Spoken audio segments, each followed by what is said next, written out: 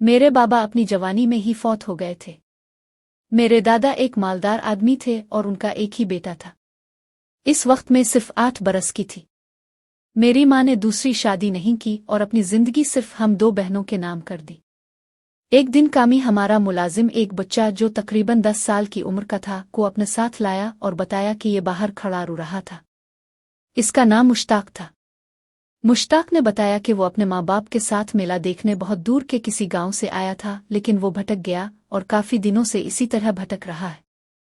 बड़ी माँ ने इसे तसल्ली दी कि वो इसके माँ बाप का पत्ता करवाएंगी, तुम परेशान न हो। इसी तरह कुछ दिन गुजर गए, लेकिन इसके माँ बाप का कुछ पत्ता नहीं चला। वो बच्चा भी खुशी खुशी हमारे साथ रह रहा था। बड़ी माँ इसे अपने बच्चों की तरह प्यार करती और अपने साथ अपने कमरे में सलात। मेरी इससे बचपन में ही दोस्ती हो गई थी, जबकि मेरी छोटी बहन भी हम दोनों के साथ ही खेलती। कुछ साल गुजर गए, लेकिन इसके माँ बाप का कुछ पत्ता नहीं चला और वो बच्चा भी बड़ी माँ की शफकत पाकर अपने माँ बाप को भूल चुका था। बड़ी माँ ने इस बच्चे को अपना बेटा बनाने का सोच लिया। मेरी माँ उनके इस फैसले से कुछ नाराज थी, लेकिन बड़ी माँ का फैसला अटल होता था और किसी की मजाल नहीं जो उनके सामने एक लफ्ज़ भी बोले।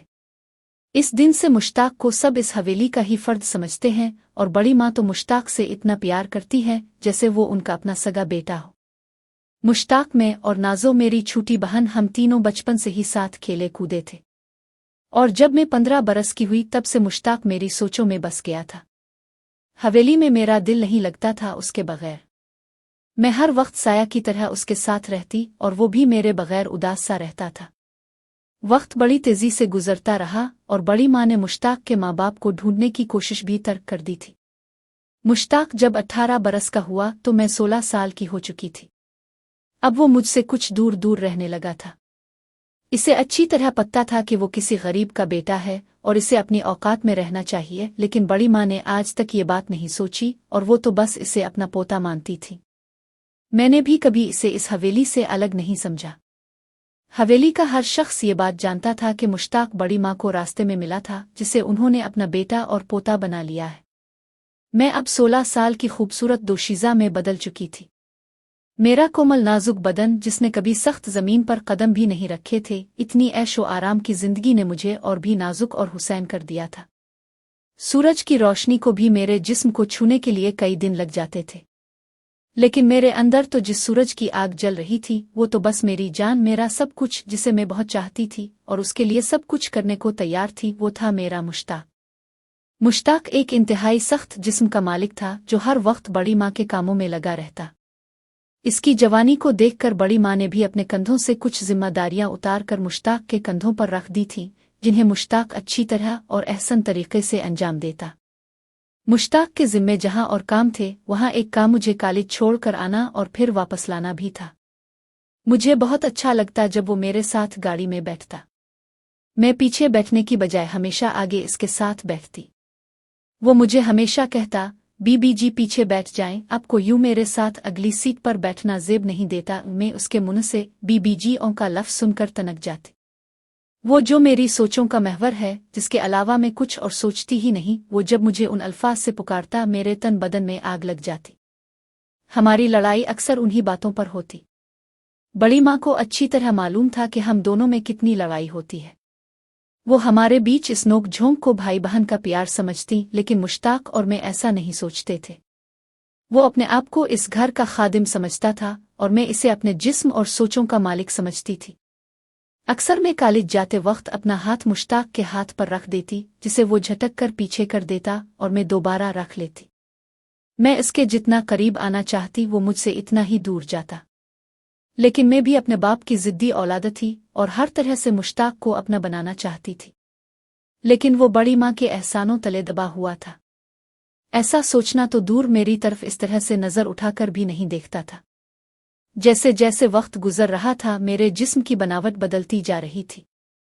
मेरा जिम जाना और अपने आप को स्मार्ट रखना मुझे बहुत ही खूबसूरत बना रहा था। मेरी पुतली नाजुक कमर, जिस पर एक बड़ी मौसम्बी के बराबर मेरी सख्त गोल गोल छातियाँ। मैं दिन में कई बार अपने जिस्म को शीशे के आगे खड़ी होकर देखती और सोचती कि मुझ में क्या कमी है जो मुश्ताक मुझे नज़र भर कर देखता तक नहीं। कॉलेज में लड़के मेरे इस हसन और जमाल के दीवाने हैं और मुझसे दोस्ती करने के बहाने मेरे करीब भी आते हैं, लेकिन मुझे उन सब में कोई इंटरेस्ट नहीं। कॉलेज से घर तक पूरा रास्ता मैं बस इसे ही तकती रहती, लेकिन वो पत्थर दिल इंसान मेरी तरफ एक नज़र भी नहीं देखता और मैं तड़प कर रह जाती। रोज़ मैं कॉलेज से वापसी पर अपने पाँव पटकते हुए अपने कमरे में जाकर सीधा अपने बिस्तर पर लेट जाती और कई देर अपना मुंह तकिए में दिए ऐसे ही उल्टी लेटी रहती, और जब तक रानी मुझे उठाने नहीं आ जाती मैं अपनी किस्मत पर आंसू बहाती रहती। रानी मुझसे 3 साल बड़ी थी। इसकी माँ की मौत के बाद बड़ी माँ ने इसे भी इसी घर में रख लिया था और वो अपनी माँ की जगह इस घर की खास नौकरानी थी। वो किसी के कमरे में भी बआसानी अंदर आ जा सकती थी। मैं अक्सर रानी से मुश्ताक के बारे में पूछ बैठी कि वो क्या कर रहा है अपने कमरे में। रानी मुझे बता तो देती, लेकिन वो फिर पूछती कि मैं मुश्ताक का क्यों पूछ रही हूँ, तो मैं बौखला जाती और कोई जवाब नहीं दे पाती, तो वो खुद ही मुस्करा देती। मुझे रानी पर कुछ शक तो होता था कि वो कामी के बेटे, जो मुश्ताक का ड्राइवर था, नवाजिश के साथ रानी के कुछ ताल्लुकात हैं, क्योंकि मैं अक्सर अपनी बालकोनी से नवाजिश को देखती थी। फिर एक रात में हमेशा की तरह अपने बिस्तर पर लेटी मुश्ताक की यादों में गुम अपने तन बदन में इसके प्यार की आग को लगाए। मुश्ताक की याद और इसे अपने सपनों का शहजादा मानकर मेरी आंख लग जाती। लेकिन फिर जैसे ही मुझे मुश्ताक की बेरुखी याद आती, मेरे तन बदन में एक अजीब सी आग लग जाती। रात के 2 बज रहे थे। मैं उठकर बालकोनी में आकर बैठ गई। हवेली की तमाम ही लाइटें बंद थीं और एक घुप अंधेरा था, लेकिन चांद जो 13 दिन का हो चुका था पूरी तरह जुगमा रहा था और हवेली के बाहर की चीजें बआसानी देखी जा सकती थी। मेरा कमरा हवेली के पहले फ्लोर पर एक कोने की जानिब था, जहां से हवेली के साइड में जो नौकरों के क्वार्टर बने थे वो साफ नजर आते थे। मुझे ऐसा लगा जैसे किसी के बातें करने की आवाजें आ रही हैं, और मैं बालकोनी के कराने पर खड़ी होकर हवेली के साइड बने क्वार्टरों की तरफ देखने लगी। उन क्वार्टरों में कामी रानी और मेरी माँ की एक अलग खास नौकरानी थी, जो अपने शौहर के साथ रहती थी। कुछ ही देर बाद मुझे रानी के क्वार्टर की लाइट जली हुई नजर आई। मेरी कुछ समझ नहीं आया कि इतनी रात रानी लाइट जलाकर क्या कर रही है। काफी देर तक लाइट जलती रही तो मुझे कुछ शक हुआ और मैं हवेली के साइड वाले दरवाजे से बाहर आई, जो दरवाजा नौकरों के क्वार्टरों की तरफ खिलता था। मैं दबे पांव रानी के क्वार्टर की तरफ बढ़ी। मुझे डर भी था कि कहीं कोई मुझे नौकरों के क्वार्टरों के पास देखेगा तो क्या समझेगा, इसीलिए मैं बहुत एहतियात के साथ क्वार्टर के दरवाजे तक पहुंची, जो कि बंद था। फिर मैं क्वार्टर के साइड की तरफ गई, जहां से खिड़की में से लाइट की रोशनी आ रही थी। शायद खिड़की खिली थी। जैसे ही मैं खिड़की के करीब गई, मुझे अंदर से रानी और एक मर्द की आवाज सुनाई दी। वो आपस में बातें कर रहे थे। कुछ ही देर में मैंने वो आवाज पहचान ली। वो आवाज कामी के बेटे नवाजिश की थी, जो रानी से कह रहा था कि वो इसे बहुत चाहता है, और रानी भी इसे यही कह रही थी। मेरी हिम्मत नहीं हो रही थी कि मैं आगे बढ़कर कुछ देखूं। कुछ देर खड़े रहने के बाद मैंने कुछ हिम्मत करके अंदर झांका तो अंदर का नज़ारा देखकर मेरे तो रूंगटे ही खड़े हो गए। रानी और नवाजिश के इस प्यार मोहब्बत ने मुझे और भी गरमा दिया। सुबह नवाजिश का मुंह कुछ फूला फूला था। मेरे पूछने पर उसने कुछ नहीं कहा और चुप रहा, लेकिन मैं तो सारी कहानी जानती थी।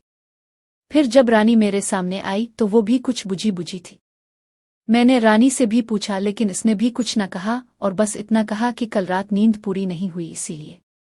खैर, मैंने कुछ ज्यादा जोर भी नहीं दिया और मैं उन दोनों को बुरा भी नहीं जानती थी, क्योंकि मेरे अंदर भी मुश्ताक के लिए कुछ ऐसी ही आग जल रही थी, जिसे मुश्ताक अपनी पाक दामनी के जरिए हमेशा कुचल देता था।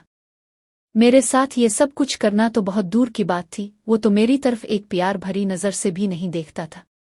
दिन भर रानी और नवाजिश के चेहरे बुझे बुझे रहे, लेकिन शाम के वक्त में बालकोनी पर खड़ी थी तो क्या देखा कि वो दोनों नीचे बाग में खड़े हैं और नवाजिश रानी की तरफ देखकर मुस्करा रहा है और रानी शर्म के मारे पानी पानी हुए जा रही है। आज चांद की 14 तारीख थी। आसमान के साथ साथ जमीन भी जगमगा रही थी। कल रात रानी और नवाजिश की मोहब्बत ने ये सोचने पर मजबूर कर दिया कि वो रानी और नवाजिश नहीं बल्कि मैं और मुश्ताक थे। रात के 2 बज चुके थे कि अचानक मुझे रानी और नवाजिश की याद आई। मैं झट से उठी और कल की तरह बालकोनी से देखा तो कमरे की लाइट जल रही थी। मैं फौरन नीचे आई और क्वार्टर की तरफ चल दी। आज मैं थोड़ा जल्दी आ गई थी। शायद नवाजिश अभी ही आया था। मैंने जब अंदर झांका तो रानी लेटी हुई थी और नवाजिश चारपाई के पास खड़ा अपनी कमीज उतार रहा था। इस रात वाला मंजर फिर से देखकर मैं वापस आ गई। अगले दिन वो मुझे काफी कमजोरी लग रही थी, और जब रानी मेरे कमरे में आई तो वो भी काफी खुश थी, लेकिन इसकी चाल हल्की से बदली हुई थी और इसे चलने में तकलीफ हो रही थी। मैंने पूछा कि चलने में कोई तकलीफ हो रही है, तो वो बोली, नहीं बाजी, ऐसे ही थोड़ा पैरों में दर्द है बस। फिर मैंने इसे कहा, जाओ आज तुम आराम करो, मैं बड़ी माँ को समझा दूंगी। और वो खुशी खुशी मेरा शुक्रिया अदा करके अपने क्वार्टर में चली गई। यूं मैं अब पूरा पूरा दिन उदास रहती और मेरे अंदर की आग मुझे चैन नहीं लेने देती, और अलिफादेर वो मुश्ताक जो किसी पत्थर से कम नहीं मेरे सामने झुकने को तैयार नहीं। अब मैं मुश्ताक को अपने जाल में फंसाने के लिए तरकीबें सोचने लगी, लेकिन कोई कामयाबी नहीं मिली। फिर अचानक मेरे ज़हन में एक ख्याल आया और मैं इस पर अमल करने के लिए रात का इंतजार करने लगी। जैसे ही रात ढली सब अपने अपने कमरों में चले गए। सर्दियों की कुछ आमद सी थी तो सभी जल्दी कमरों में चले जाते थे सिवाय मुश्ताक के। वो बाहर गार्डन में चादर ओढ़े और एक अंगीठी में आग जलाए कई कई घंटों सोचों में गुम रहता।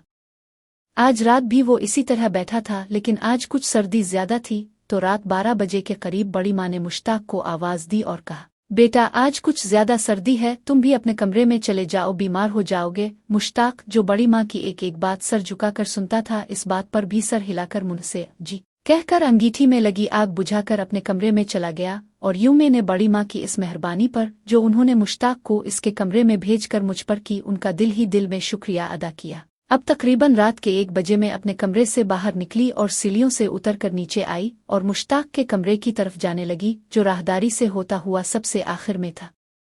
बड़ी माँ ने तो कितनी बार कहा कि वो ऊपर के कमरों में से एक कमरा ले ले, लेकिन उन जनाब को तो बस एक कोने में कोठरी जैसी जगह पसंद थी।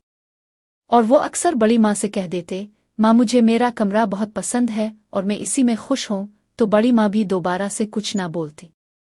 दरअसल जितना मुश्ताक बड़ी माँ का कहना मानता था, बड़ी माँ भी इतना ही उसके फैसलों का एहतराम करती और जो वो कहता आंख बंद करके मान लेती। मैं जैसे ही मुश्ताक के कमरे के पास पहुंची तो आदेर अलिफादेर नजर दौड़ाकर आहिस्ता से कमरे का दरवाज़ा खोला, जिसे वो कभी भी लॉक नहीं करता था। मैं जैसे ही अंदर गई, वो अपने बेड पर करवट लिए दूसरी जानिब मुड़ करके लेटा हुआ था। वो शायद सो रहा था और इसे मेरे आने की जरा भी हुआ नहीं लगी थी। अब मैंने अपनी चादर उतारी और दोपट्टा भी गिले से उतार कर बेड के किनारे रख दिया। खैर मैं आहिस्ता आहिस्ता बेड पर बैठने लगी तो बेड मेरे वजन से अंदर देसने लगा। मैं बड़ी एहतियात से बेड पर चढ़ गई और मुश्ताक के पीछे लेट गई और फिर करवट लेकर उससे चिपकने लगी कि इसकी आँख खिल गई और वो झट से उठ बैठा। जैसे ही इसने कमरे की मध्यम रोशनी में मुझे अपने बेड पर देखा, वो फौरन बेड से खड़ा हो गया और कमरे की लाइट खोल दी। लाइट खुलते ही उसकी नज़र मुझ पर पड़ी। मुश्ताक ने एक नज़र मेरे पूरे बदन पर डाली, फिर अचानक घूमकर दूसरी तरफ मुड़ करके खड़ा हो गया और बोला, बीबी जी आप यहाँ इतनी रात में क्या कर रही है? प्लीज अपना दोपट्टा ओढ़ें, क्यों मुझे गुनाहगार बना रही हैं? मैंने दोपट्टा ओढ़ने से साफ इनकार कर दिया। वो फिर बोला, लेकिन मैंने अब भी इनकार किया और कहा कि ओ पहले मुझे मेरे नाम से पुकारो।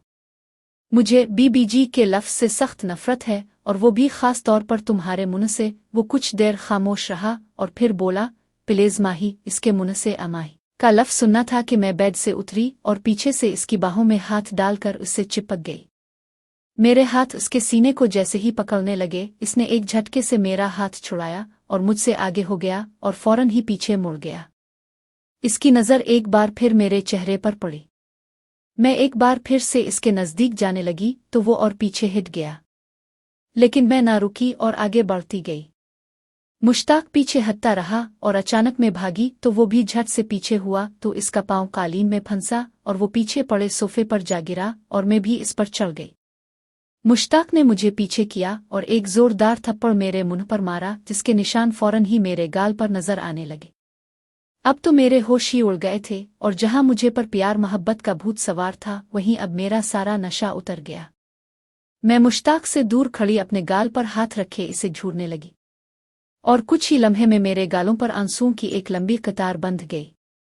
इसने मुझे फिर भी एक नज़र नहीं देखा और जालिमों की तरह मेरे जज्बात को रोंदता हुआ कमरे से बाहर निकल गया। मैं कुछ देर तो वहीं खड़ी अपनी किस्मत पर आंसू बहाती रही, लेकिन फिर न जाने मेरे मन में क्या आई और मैंने अपनी चादर उठाई और कमरे से एक आंधी की तरह निकल गई। मुश्ताक हवेली से बाहर बाग में चला गया था और मैं सीधा सीढ़ियों पर भागती और रोती हुई अपने कमरे की जानिब दौड़ी। मैं कमरे में दाखिल हुई और दरवाज़ा बंद करके अपने बेड पर जाकर एक लाश की तरह गिर गई। मेरी नक से आंसुओं की लंबी लंबी कतारें जारी थीं और मैं सुबह तक ऐसे ही लेटी रही।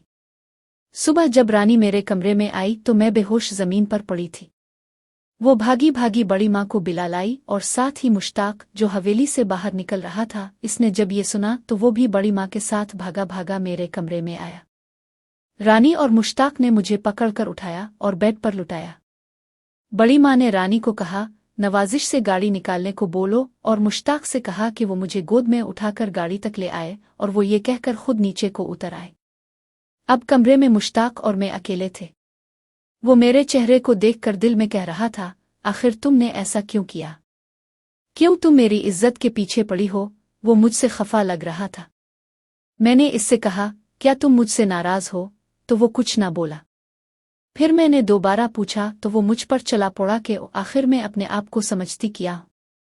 मैं क्यों कर रही हूँ इस तरह उसके साथ? वो एक ही सांस में बहुत सारी बातें मुझे सुना गया, लेकिन मैं खामोशी से इसकी बातें सुनकर सिर्फ इतना कह पाई कि तुम मेरी जान हो और मैं तुम्हारे बगैर जिंदा नहीं रह सकती, और अगर तुमने मुझे इसी तरह अपने से दूर रखा तो मैं अब इससे भी ज्यादा कर लूंगी अपने साथ, और हो सकता है मैं अपनी जान भी ले लूं। ये सुनते ही वो फौरन कुर्सी से उठा और बाहर चला गया।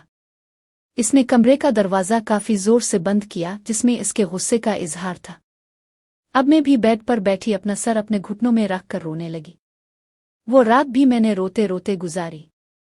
सुबह डॉक्टर ने छुट्टी दे दी और मैं अपनी चादर ओढ़े खामोशी से गाड़ी में जाकर बैठ गई। अब मैं फैसला कर चुकी थी कि अगर अब भी मुश्ताक मेरी प्यास बुझाने के लिए राजी नहीं हुआ तो मैं अपने कॉलेज के किसी लड़के को अपने जिस्म का मालिक बना लूंगी, और मेरी इज्जत के लट जाने का जिम्मेदार मुश्ताक होगा।